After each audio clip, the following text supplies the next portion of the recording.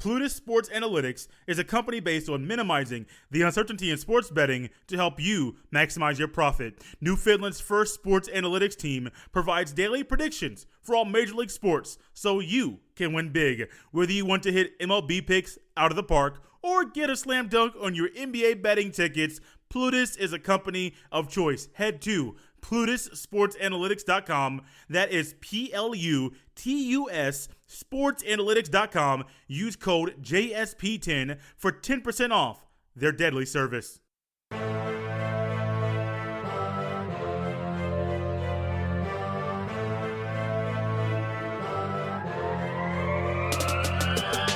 Welcome back, everybody, to another episode of the Jay Stevens Podcast. This is episode number 164, dedicated to a league that was organized on January 4th, 1920, the National Negro Baseball League. And as always, thank you for listening and downloading another episode of the podcast. On today's episode, we talk a little bit about what took place Friday night in the Sugar Bowl. Kyrie Irving, why are you resting so early in the season? And a little tribute to a gentleman that is no longer at ESPN. But first, man, oh man, Happy New Year, guys. I want to just first say that. I hope you, your family, and your friends had a fun time bringing in the new year. But as the new year is started, bowl season has ended. And in the middle of bowl season, I recently heard earlier this week an episode on a podcast and even things on the TV where people are asking the question, should bowl games be played? And that's a question that has been surfaced past 2 or 3 years. It hasn't been very long. It is not a narrative. Well, it's not a thought. I won't say narrative. It's not a thought that I think should get much traction. Should bowl games be played? Every single sport has some sort of postseason. Now, Little League, that may be different. You may have junior that plays plays t-ball, and it may not be a postseason or a tournament or a playoff. It may simply be, hey, you play these 8 games and your season's done. You got 8 games in 8 weeks and you're done playing. Have a little pizza party, do what you got to do to celebrate the season, and then you're done. It's over. But I surely know if you're playing travel ball as a youngster, there's a postseason, there's a tournament. If you're playing in middle school, there's probably no tournament if you're just playing school ball. When I played freshman football, there was no postseason at all. When I played JV football, there was no postseason. But varsity ranks in high school at every level, or especially when you get to college. Intramural basketball, when I was in high school, there was a tournament at the end of the season. Of course, you play your regular season games, and then the tournament comes along, and then you get a champion. Well, in college football, there is no traditional postseason or tournament. Now there's some sort of a tournament or a playoff. That's a conversation for another day. But there are bowl games. At most, there are 41 bowl games, and I truly am a person that says 41 bowl games is too many. Also, I am also a person that says in a year like this, if you're below 500, you do not deserve to be in a bowl game. You don't. I don't care if you won your bowl game this year. 3-7, please excuse me. You don't deserve to be in a bowl game. But this narrative that is out there, this thought that's out there, people are saying bowl games aren't safe. Players might get hurt. What are we doing with ourselves? Why don't we put them out there at risk? They need to prepare for the NFL draft. Well, let's think about this very quickly. Even on your best college football teams, your Ohio States, your Alabamas, your Clemsons, your Notre Dames, your Floridas, schools like that, they're only going to have a small number of guys that can even have a chance to play in the NFL.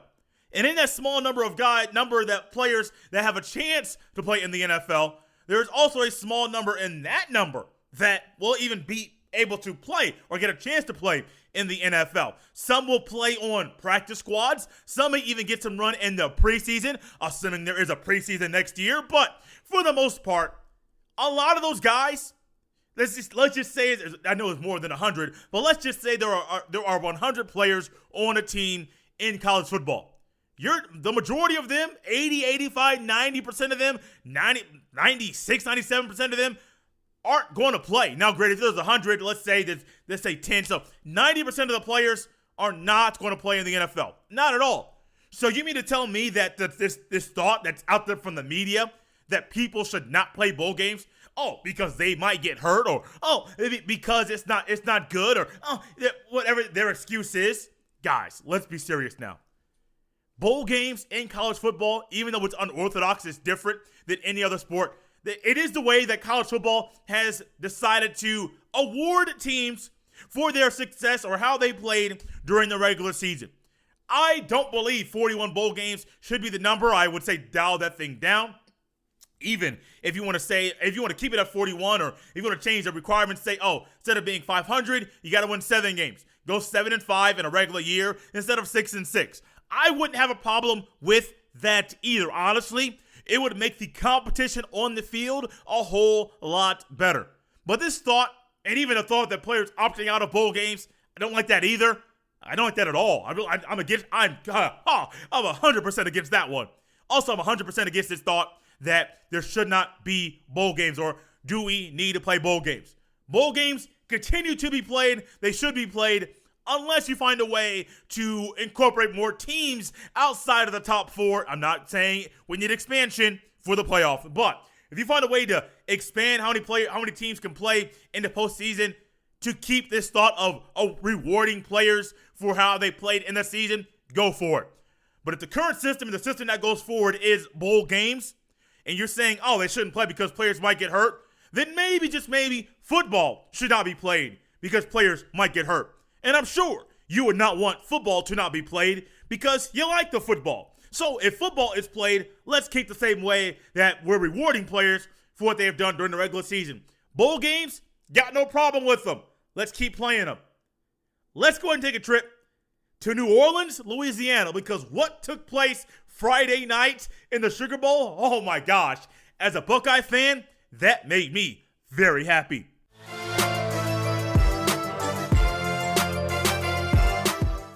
All offseason long, the Buckeye players and coaches had to be reminded of the final score of last year's Fiesta Bowl, the final game of their season. Ohio State 23, Clemson 29. No, they didn't have to go out and search and look on the Twitter or go to Google, and that wasn't where they found it. No, it was put right there in the practice facility for them to see every single day. Ohio State 23, Clemson 29. The game ended, one of the final plays of the game last year was a Nolan Turner interception of Justin Fields in the end zone, where there was miscommunication between Olave and Fields. That was not the reason that they lost the game, but that was part of the reason the Buckeyes did not come out victorious at the end of last year's Fiesta Bowl. And if I was a player or a coach, as soon as the final rankings came out, as soon as it was realized who the next opponent would be, I would have been very happy and would have immediately got to work. Let's watch some film. Let's get some reps in. Let's go on the practice field and start throwing the ball around the yard so we can stay at the top of our game. Because when you see 29-23 in the practice facility, that does one thing to you. But having a chance to let that team know how you felt after that loss last year, that's another thing. And you may be asking, Jay, what happened at the end of this game? 49-28. That was the final score. A straight beatdown in the Bayou. The Buckeyes, they were victorious over the Tigers in New Orleans, Louisiana on Friday night. A great way to start the year off. And man, there's so much to this. I don't know if I got time to talk about it. Man, oh man. 49-28.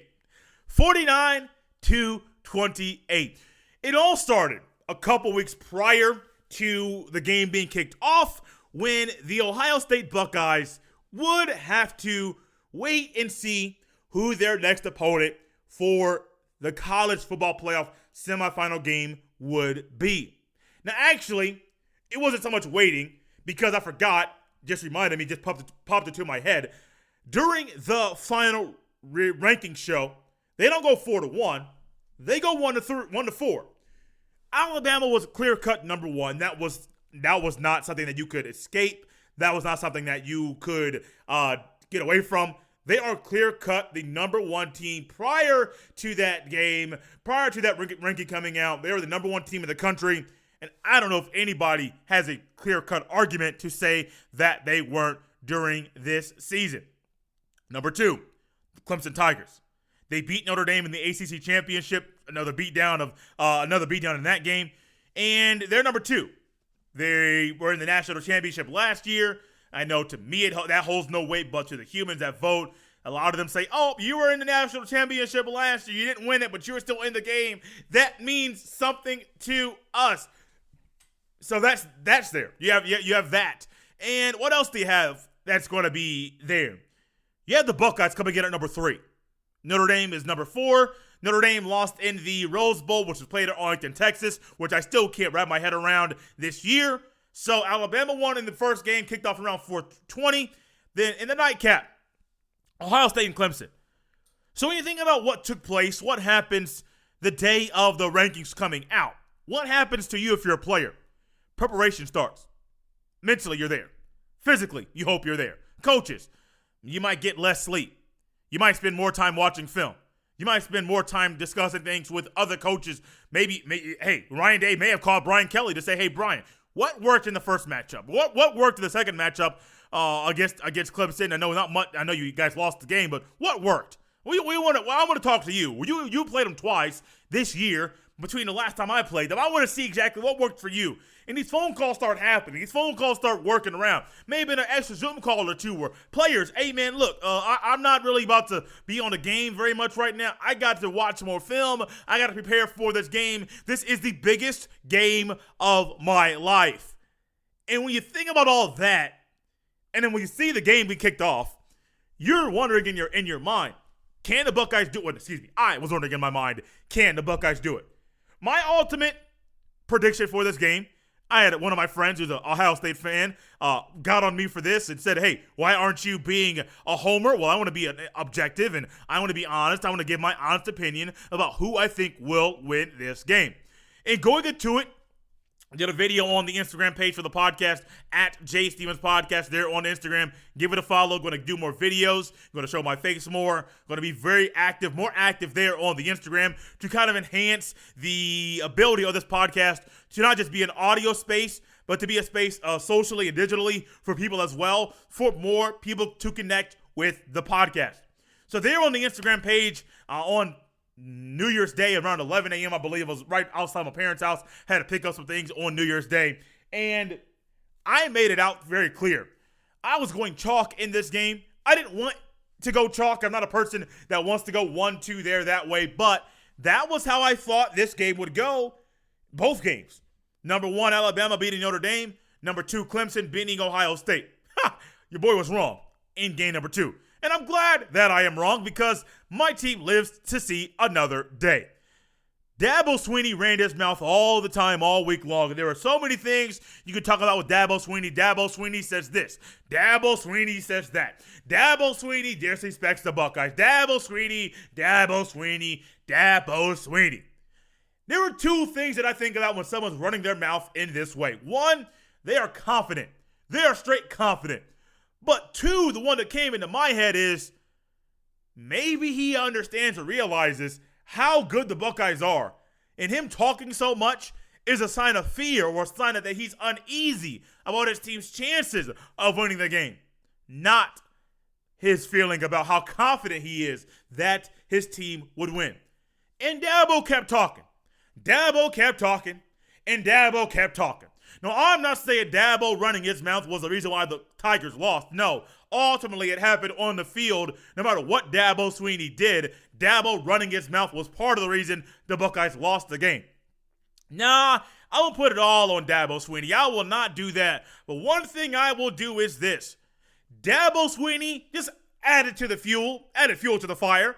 And when there's added fuel to the fire, after there's already a year-long feeling of uneasiness, of an uneasy taste in your mouth, when Dabo Swinney is just running his mouth and talking, and you gotta look in there in the Woody. Oh man, that score, I'm tired of this. Let's go to work. That score, I'm tired of this. Let's go to work. I'm tired of looking at this score. We have to do that over and over and over again. once that ball was kicked off New Year's Day down there in the Bayou, all that talk, all that work in the offseason and the preparation, that's great. But if you don't get out there in them lines and hit hard, move the ball, and do your job, it don't mean nothing. The best preparation going into the biggest game is great, but you got to put it out there on the field and do exactly what you can do. One thing that sticks out in this game, there's so much I can talk about this game. Justin Fields, man. 6 TDs, a Sugar Bowl and Ohio State Bowl record. Buckeyes had over 600 yards of offense. Trey Sermon, another phenomenal game. 31 carries, 193 rushing yards, 2 trips to the end zone. And man, oh man, everybody thought, myself included, when Justin Fields got popped by James Skalski there in the second quarter with about 6 minutes to go in the game, in the half that is, man, I'm thinking, okay, cool. If he don't come back, it's over. That's just me, myself, and I. If he don't come back, it's over. Justin Fields gets popped. Skalski gets ejected for targeting. Once again, the same thing Nolan Turner, the safety, the quarterback of the secondary, as they call him, as he got ejected in the ACC championship for targeting, had to miss the first half of the Sugar Bowl. Fields goes out one play. CJ Stroud comes in. Fields comes back in. You could tell. That boy was hurt. Man, that boy was hurt. And I ain't gonna lie to you. When I saw that hit, that hurt me. And one of the first things I thought about after that hit was, that boy is going to be feeling that hit tomorrow. Now the Buckeyes have done a phenomenal job with keeping things in-house and not allowing things to get leaked out as far as information about injuries or the Rona or positive cases. They have done a great job of keeping those things to themselves. Even to date, a lot of people that are on the unavailability list for the game, you don't know if it's going to be for the Rona. You don't know if it's going to be for contact tracing or going to injury. You just don't know. Buckeyes, for now, I got to give it to you. I got to give it to you. In a world where everything gets leaked, in a world where everything just comes out, the Buckeyes have found a way to even their beat reporters that are the most tapped into the program. We are not letting this get out.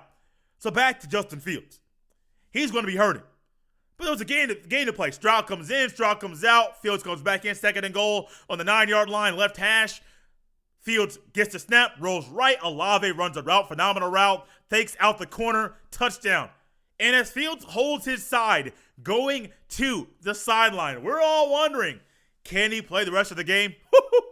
That boy did. Phenomenal job, great game.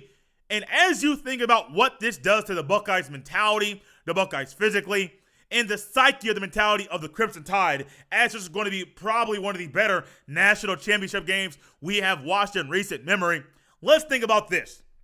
Ryan Day, Nick Saban, 2 of the best coaches in college football right now. Mac Jones, Justin Fields, 2 of the best quarterbacks in college football right now. Patrick Surtain II, Sean Wade, 2 of the best corners in college football right now. Najee Harris, one of the best running backs. Chris Olave, Devontae Smith, 2 of the best wide receivers.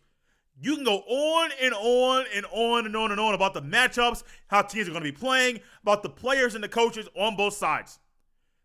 One thing I got to just remind everybody before we close this segment out. Steve Sarkisian, offensive coordinator of the Alabama Crimson Tide, just got the head coaching job at the University of Texas. And you can't tell me that might not be in the head of him in his preparation. Yes, you have one more game to prepare for. But after this, you're leaving Tuscaloosa to go to Austin. Yeah, great weather in both places.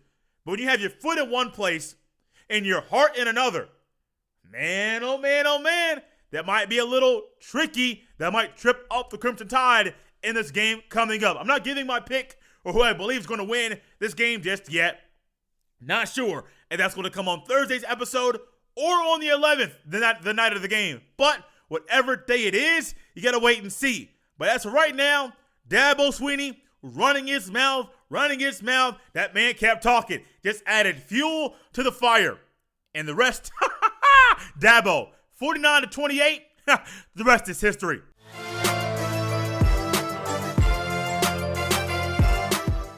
Load management. You either like the word or phrase or you hate it. There's really no in between. Load management. I don't know when the phrase got started. I don't know who exactly started it. It could have been Greg Popovich, as he had found ways to allow his players to get all the rest needed so that they're fresh for game time, for the deep playoff run. I don't know, but load management is something that when I hear it, I'm not going to lie to you, I kind of cringe. I get a little uneasy. I start asking and wondering, is this needed? Is this something that, it's something that players need? Or is it new age? And a lot of things that are new age I like, but this is something new age in sports that your boy just can't go with. Load management. What is it, you might ask? Well, when your load gets a little heavy, basically, when you got to load, maybe 82 games, 75 games, 72 games, you got to load. And your load is not you carrying barrels of hay. Your load is not leading a family. Your load is just managing your body during a long basketball season. That's it. But, might I remind you, these gentlemen are getting paid millions of dollars. Some $200 million plus in a 4 or 5 year span to play a game. They're getting paid a healthy amount of money to play a child's game.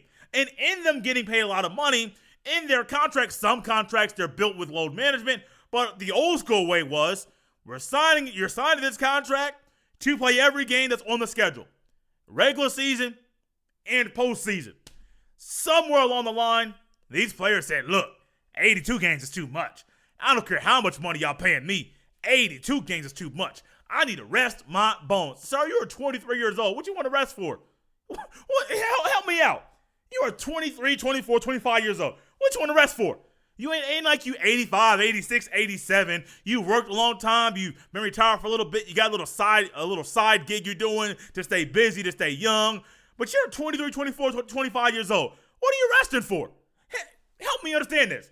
As my dad says, my dad's older than me, and my dad's a gentleman he don't like load management either, but he's out there, and we're looking at him, and I go to a lot of high school basketball games, and my dad is one that says, hey man, look, what you sitting that young man out for? He's 15, 16, 17 years old. He is fresh, playing 2 games in one day, ain't going to hurt him. Get him out there and play.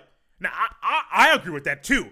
But you know when it comes from an older person that's been around for a little while, been seasoned as far as what they have done and gone through in life, yeah, hey, say that, yeah, say it again. Maybe it'll get through to them. And that's kind of how things are, guys. I'm just being honest with you. Play the game. And when you haven't played basketball in a long time, an NBA basketball game in a very long time, and all of a sudden, Kyrie Irving, Kevin Durant, you're out for due to rest? Excuse me? Do you get paid to sit out? Do you get paid to rest? Or do you get paid to play the game? Now, you play to win the game, but you get paid to play. If you don't play, you're not getting paid.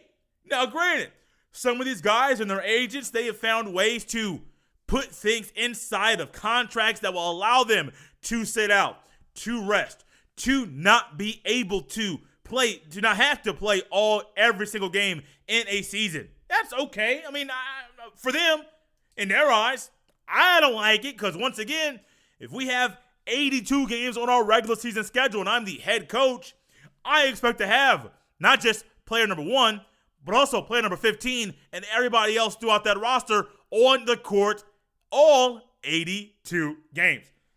Think about, I mean, if your job now, your boss expects you to be at work, you're scheduled to work, you're expected to be at work. Now, granted, there are PTO days that are built in, but also NBA players, they got months off in between seasons. Some, a little bit more time than others. A lot of players never make the playoffs, so their season normally starts middle of October, which I still can't get with. I'm still used to it starting around Halloween. This year was different, but normally the past couple of years, the NBA season has started in the middle of October. I'm just a creature of habit. That's all it is. Not that I don't like change. I'm just a creature of habit. Halloween seems a whole lot better than starting in the middle of October, but who am I? Who am I to tell the NBA what to do? So, middle of October to the middle of April. You got May, June, July, August, September, you probably report back to training camp, to the facility. You got 4 months right there. You got 4 months of rest, 4 months off. So someone says, hey, man, look, my job got PTO. Ain't that like the players taking rest days off in the season? Not really. Nope, it ain't. Nope. It surely is not. Nope. Especially when you've been out, when you haven't played high-level basketball in a very, very, very long time. Now, I'm not going to sit here and say and be naive and say Kyrie Irving and Kevin Durant weren't healthy. I mean, they weren't sore. I'm not going to say that. I'm not going to say that at all. They may honestly be nursing a little injury, a little, something that has them derailed, a little ailment to them. That may possibly be there. I'm not saying it's not. But one thing I will say about this, load management, never been a fan of it, never have. I probably never will be either. I am always a fan of you working, of you doing more, of you doing the things that are needed for your team to be successful at the end of the season. And playing every game on your schedule. If you're hurt, I get it. You're hurt. But this whole sitting out for rest or load management or I got 82 games but I'm only going to play 70, not a fan of it. If you're healthy, play. Healthy, not saying you need rest. If you're healthy, play. Rest is for the off season. In season, you're in 100% and play. I believe you should play every game. One person that played every time they were asked to play, not on the field or the court like Kevin Durant and Kyrie Irving, but simply with his job, is Mike Golic. The Mike Golic time at ESPN is over. And it's something that me, someone that likes to stick with things from the childhood and that likes to utilize those things now as far as watching old basketball or football games or watching old clips of interviews, I like those. I like to see and remember the things that happened during my childhood. Even now, watching old reruns, or not old, watching reruns of Martin or The Fresh Prince of Bel-Air or the old TV shows that I grew up on, Saved by the Bell. I like those things. And when I think about my childhood, growing up as a sports fan, ESPN, their morning show, as great as Mike Greenberg was, their show would not be what it was without Mike Golic. But Golic didn't get a start with Mike and Mike. That wasn't his first gig in sports media. Go all the way back to a time in the 90s when he was doing local radio in Arizona, getting his feet wet, doing the things that at that time you had to do to get into the industry. In the 90s, there were no podcasts. I believe the first podcast was in the early to mid 2000s. I know Bill Simmons was one of the first gentlemen to have a podcast. But in the 90s, if you wanted to get into the sports media space, you had to just carve out your own way. And I've heard stories from Kirk Herbstreit to Joel Klatt to other people that did things that were unorthodox to simply get their feet wet, to carve out their own path. Didn't think that the end game would be where they currently are in their career, but that's the way the cookie crumbled. Mike Golic was there in Arizona doing local radio, eventually got the gig with ESPN, did some things for college football, calling games, and man, once, me personally, I don't remember the local radio stuff for Golic there in Arizona. I don't remember him doing stuff for college football there for ESPN. But Mike and Mike, Golic and Greenberg, you can do whatever you want as far as alliteration with the name of that show. Those two together, to me, it was a marriage. A perfect marriage, a perfect connection. And those two had the ideal chemistry. I won't say the best, but the ideal chemistry for what ESPN and Disney were looking for in that morning show. Starts off as a radio show. Of course, there's always some hiccups when you have a new guy, a partner that you never worked with before. But right there on the radio, and then eventually the idea of putting that radio show on TV in a simulcast, something new, something different. You're saying, will this work? Will this be something that people will watch? We're a radio show. We're two guys that sit behind a mic, just like Jay is doing right now, and talking to a microphone to let people know about our thoughts, our opinions, and things that are happening right now in sports. A new idea, different idea. prompted and pushed this show to be even bigger and better than it was. And think about waking up. I mean, some of you are not morning people. I woke up kind of early this morning. Some of you are not morning people, so the thought of a show starting at 6 a.m., going from 6 to 10 every single day, having to wake up, 3:45, 4 o'clock in the a.m. to get ready for the show every single day, that's tough. Golic, right there. A pro's pro. Not just on the show, but also in the sports media space as well. He is a pro's pro and someone that was always willing to help someone out. Some people were wondering, would the show go on? Would he be as successful once Greenberg left the show and he got his own show, Get Up? Hey, Golic, I think he made that show.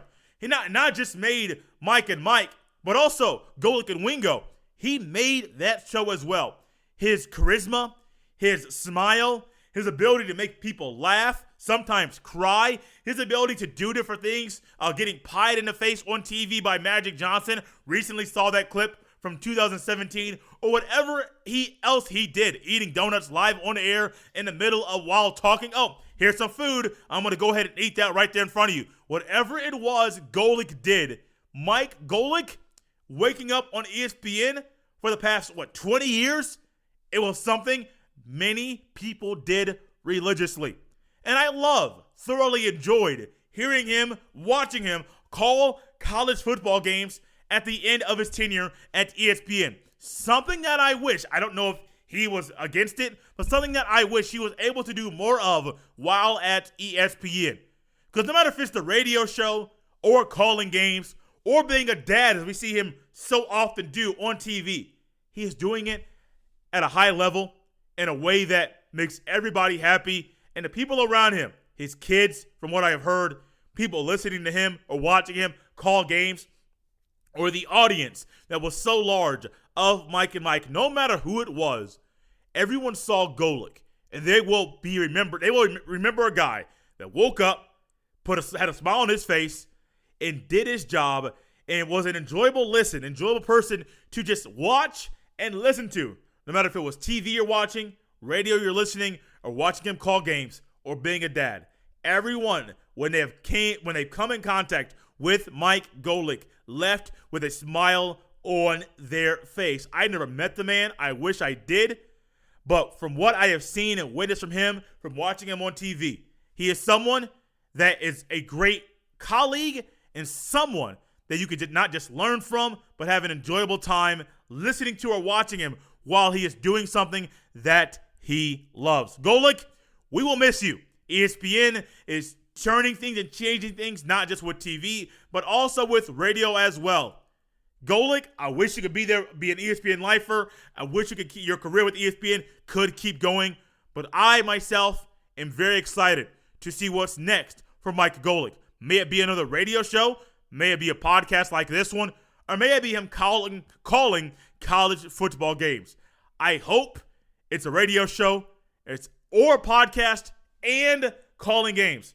Because those two, couple some of those together, that will be something I believe Golic could do for a very long time at a very high level, because he's very, very good at his craft. Thank you so much for listening to and enjoying another episode of the Jay Stevens Podcast. As always, you can follow me on Twitter at jstevens07. You can also send all of the emails to jstevenspod@gmail.com. Remember to always subscribe, rate, and review.